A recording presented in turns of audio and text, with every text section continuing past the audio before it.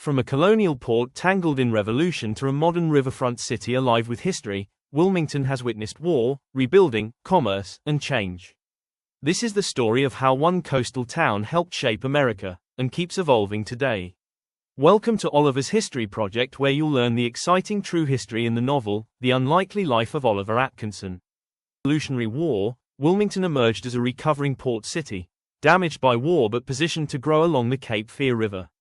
By the early 1800s, Wilmington became one of the South's most important shipping hubs, exporting naval stores, timber, rice, and cotton. During the Civil War, Wilmington was the Confederacy's last major Atlantic port, until its fall in 1865 left the city battered and occupied. After the war, Wilmington rebuilt through railroads, shipping, and manufacturing, becoming a key economic center of coastal North Carolina. World War II changed Wilmington forever. Shipyards, military bases, and coastal defenses brought tens of thousands of workers and soldiers.